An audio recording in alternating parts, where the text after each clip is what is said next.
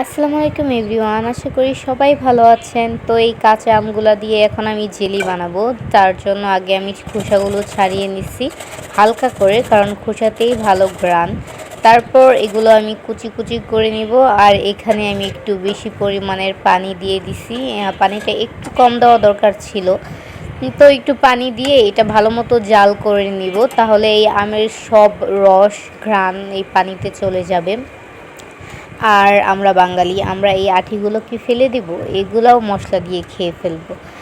তো এখন এই যে হয়ে গেছে, এখন ছাঁকনি দিয়ে ভালো মতো ছেঁকে নিব। ওই আমগুলা নিব না, এইগুলা আপনি পরবর্তীতে ডিপে রেখে রেখে অন্য কিছুতেও ব্যবহার করতে পারেন বা আম শক্ত বানাতে পারেন। আর শুধু এই পানিগুলাই লাগবে।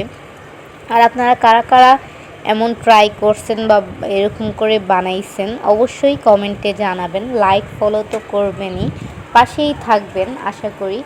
তারপর এটা ভালো মতো ছেঁকে নেওয়ার পর এটা আবারও চুলায় দিব। দেওয়ার পর এই যে বড় মগ চায়ের এইটা ভরে চিনি দিয়ে দিছি।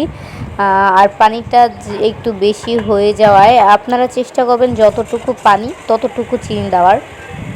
আমার পানিটা একটু বেশি হয়েছিল। আর এখানে হালকা একটু ফুড কালারও অ্যাড করছি যেন কালারটা সুন্দর আসে। আর এখানে একটু আমের ফ্লেভারটা নিছি, দেখেন যেন পাকা আমের একটা ঘ্রাণ বের হয়, যার জন্য আপনারা এটা স্কিপও করতে পারেন, সেক্ষেত্রেও আমের ঘ্রাণ আসবে, বাট সেটা একটু অন্যরকম। তারপর এখানে একটু ভিনিগার দিয়ে দিব, এইটা বেশি দিন সংরক্ষণ করে রাখার জন্য। ভিনিগার দিলে এটা অনেক দিন ভালো থাকবে, ফ্রিজে আপনারা অনেক মাসই রাখতে পারবেন। তারপর এটা ভালো মতো জাল করে নিব।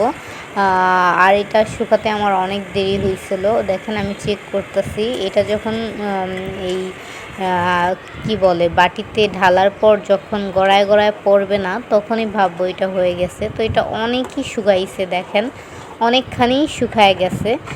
এখন আমি জাস্ট আঙ্গুল দিয়ে দেখব, এইখানে একটার সমান হইলেই বোঝা যাবে যে না এটা হয়েছে। দেখেন একটার। আপনারা যদি এইটা আমের জেলিটা এটা শুকাইলে আরও ঘন হয়ে যাবে, এমন পাতলা থাকবে না। আপনারা যদি এইটা আরও ঘন করতে চান তাহলে আরেকটু শুকাবেন, তারটা সেক্ষেত্রে একটু বেশি হবে।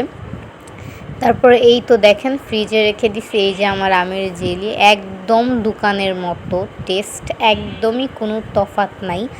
আর দোকানেরগুলো তো যাই হোক একটু কেমিক্যাল দেয়, বাট এইটা একদম পিওর হাতে বানানো। আর এক হাতে ভিডিও করছি, যার কারণে দেখেন ভালো মতো পাউরুটিতে মাখতেও পারছি না।